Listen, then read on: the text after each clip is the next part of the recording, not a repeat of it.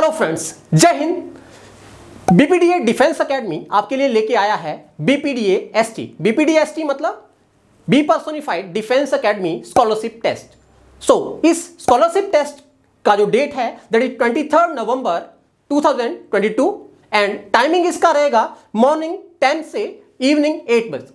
अब बात करते हैं कि इस टेस्ट का बेनिफिट क्या रहेगा, क्या क्या फायदे होंगे। सो यहां पे अगर हम बात करें ऑल इंडिया लेवल के ऊपर ये आपका टेस्ट कंडक्ट हो रहा है और इसके अंदर जो आपके पास AIR 1 that is all India rank 1 रहेगा, उसके लिए फ्री ऑफ कॉस्ट टोटल जितना भी हमारा online as well as offline package है that will be free of cost. Further आगे अगर हम बात करें AIR 2 सेकेंड रैंक अगर आपका रहता है या फिर up to 5 AIR rank 2 to 5 के लिए हमारे पास जो स्कॉलरशिप रहेगा, आपको जो स्कॉलरशिप मिलने वाला है दैट इज 80%। फर्दर नेक्स्ट अगर हम बात करें AIR 6 to 10 the scholarship will be 70%। इतना बड़ा scholarship, 70% scholarship, 80% scholarship and 100% scholarship बहुत ज्यादा बेनिफिशियल रहेगा उन स्टूडेंट्स के लिए जो कि इस टाइम के ऊपर आके सोच रहे हैं कि हम अपनी जो कोचिंग है उसको स्टार्ट करें, अपना जो तैयारी है नीट 2023 की उसको स्टार्ट करें। फर्दर अगर हम बात करें AIR 11 to 30 the scholarship will be 60%, AIR 31 to 70 it will be 50% and AIR 71 to 100 it will be 45%, AIR 100 above it will be 40% scholarship. So आपके लिए बहुत ही सुनहरा मौका है, इस टेस्ट को देंगे, अटेम्प्ट करेंगे on 23 November 2022 from timing is 10 AM to 8 PM. so welcome you for this test। मैं चाहता हूं बहुत से ज्यादा स्टूडेंट जितना ज्यादा इसको अटेम्प्ट करेंगे उनके लिए उतना ही बेनिफिशियल रहेगा।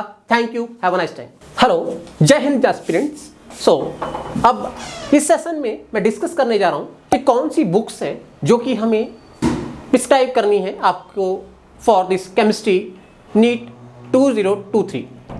बात करते हैं केमिस्ट्री के लिए। नॉर्मली आपको पता है जैसे कि 3 सेक्शन हमारे रहते हैं, एक रहता है फिजिकल, एक रहता है ऑर्गेनिक और एक इनऑर्गेनिक।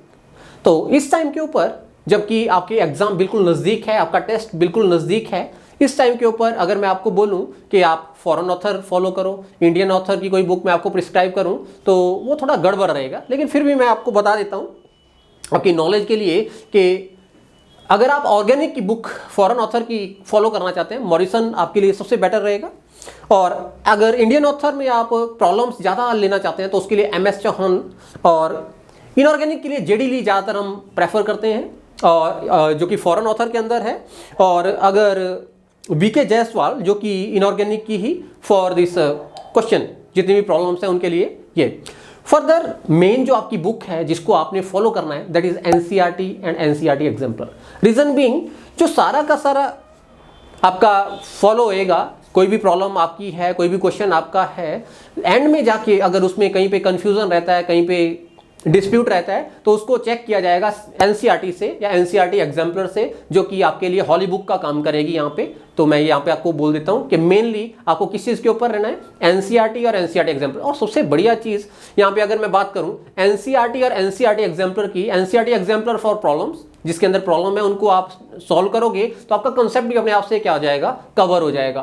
फिर फर्दर आता है कि अगर मान लो कोई प्रॉब्लम ऐसी, कोई टॉपिक ऐसा आ गया जो कि आपको समझ नहीं आ रहा है, कंसेप्ट समझ नहीं आ रहा, फिर आप किसी दूसरी बुक को ले सकते हैं। लेकिन ज़्यादा बुक्स भी क्या करेगी, प्रॉब्लम कॉज करेगी आपके लिए। रीजन बीइंग इस टाइम के ऊपर अगर आप ज़्यादा बुक्स के ऊपर जाएंगे तो वो आपको कन्फ्यूज करेगी। और मे बी अगर आप एक से ज़्यादा बुक्स लेते हैं, आपको पता रहेगा क्योंकि आप लोग पढ़ते रहते हैं और हम लोग भी जब देखते हैं कि एक से ज़्यादा बुक हम करते हैं, एक में लैंग्वेज अलग रहता है, दूसरे में लैंग्वेज अलग रखता है, जिसकी वजह से क्या हमें कंफ्यूजन एकदम से क्रिएट हो जाता है वहाँ पे। तो ट्राई करना है कम से कम बुक को फॉलो करो, लेकिन मेन आपने स्ट्रेस देना है प्रॉब्लम्स के ऊपर और उसी के हिसाब से आप कोई भी बुक जिसमें प्रॉब्लम्स दे रखी हो।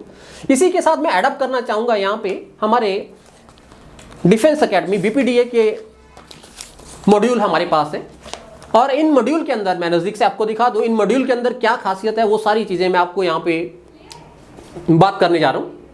सबसे पहली चीज, जितना भी टॉपिक है वो केवल वो टॉपिक हमने इसके अंदर दे रखे हैं जिन टॉपिक के ऊपर हमें ज़्यादा स्ट्रेस देना है। हमें पता है कि इस टॉपिक में से ज़्यादातर क्वेश्चन रिपीट हो रहे हैं या ये टॉपिक जो है बार बार रिपीट हो रहा है, तो उस टॉपिक से रिलेटेड जो क्वेश्चन है वो इसके अंदर हमने स्पेसिफिकली दे रखे हैं। और जैसे ही आप इसको कवर कर रहे होंगे किस तरीके से ये रहेगा, जैसे मान लो आपके पास में टोटली अगर बात करूं 7 मॉड्यूल हमारे पास है, इन 7 मॉड्यूल में सारा का सारा सिलेबस आपका कवर हो रहा है अब इसमें भी जैसे कि मैंने आपको पहले से ही बोल रखा है पिछले वाली वीडियो में कि आपने पहले तो ये डिसाइड करना है कि आपको सिलेबस कौन सा कवर करना है।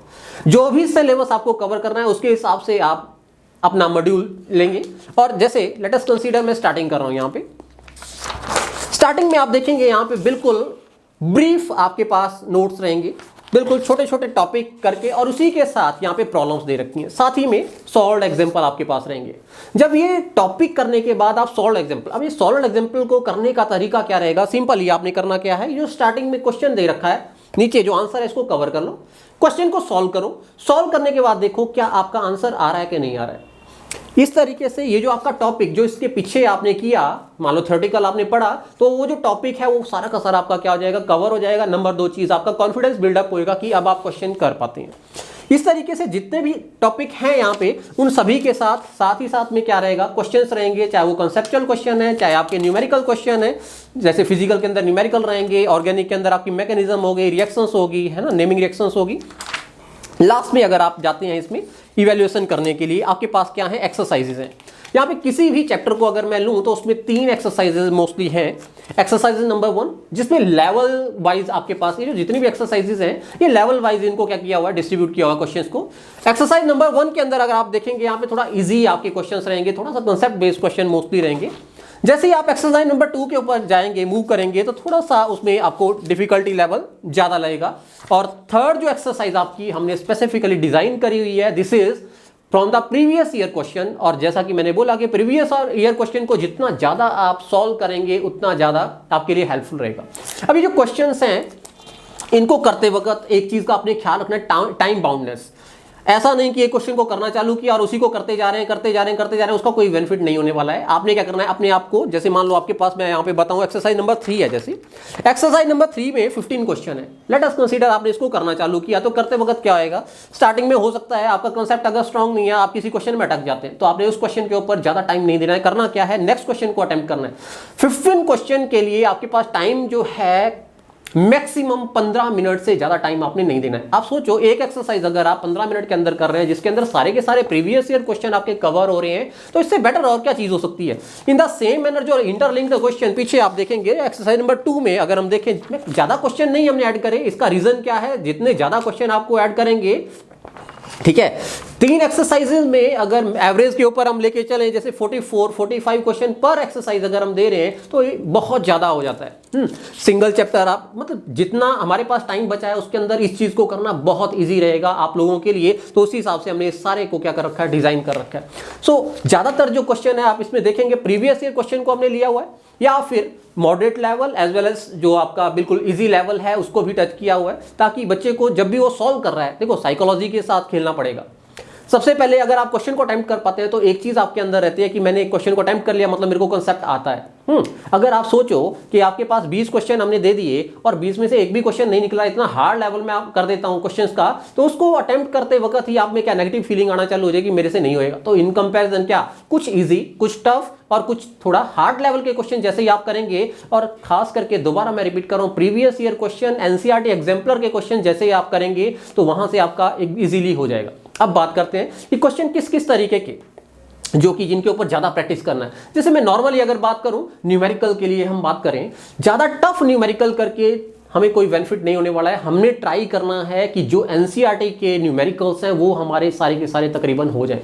कोई कोई चैप्टर आपका रहेगा जिसके अंदर आपको, जैसे फिजिकल के चैप्टर हैं उसके अंदर आपको क्या रहेगा कि न्यूमेरिकल थोड़ा हार्ड लेवल के मिलेंगे, तो उसको आपने अलग से टाइम देना है, ताकि पहले आपका इजी, उसके बाद थोड़ा सा मॉडरेट के ऊपर मूव करके और फिर आपने टफ के ऊपर, और मेनली दोबारा मैं रिपीट कर रहा हूं, प्रीवियस ईयर क्वेश्चन के ऊपर जितना ज्यादा जोर देंगे उतना ही ज्यादा बेटर रहेगा, क्योंकि अब हमारे पास टाइम जो है बहुत कम बचा हुआ है और इस टाइम के अंदर सेम सिलेबस को कवर करना, और उसके लिए मैं दोबारा आपको प्रिस्क्राइब करूंगा ये मॉड्यूल जो हमारे पास है नीट 2023 के लिए, जिसके अंदर स्टार्टिंग में हमारे पास टॉपिक, उसके बाद अगर हम बात करें टॉपिक के साथ ही क्वेश्चन मिलेंगे आपको, जहां से आपका कॉन्सेप्ट और ज्यादा स्ट्रांग होएगा। और साथ ही साथ में जैसे ही आपका चैप्टर एंड अप होता है, चैप्टर के एंड होने के साथ ही लास्ट में आपके पास 3 एक्सरसाइजेज जो हर एक चैप्टर में आपको मिलेंगी। फर्स्ट एक्सरसाइज थोड़ा लोअर लेवल, सेकंड एक्सरसाइज थोड़ा मॉडरेट लेवल, थर्ड एक्सरसाइज जो कि प्रीवियस ईयर क्वेश्चन, और इस सारे को अगर आप कर लेते हैं तो मेरे को पूरा भरोसा है कि आपका जो नीट का पेपर है इसको आप अच्छे रैंक के साथ क्रैक कर पाएंगे। Thank you, have a nice time.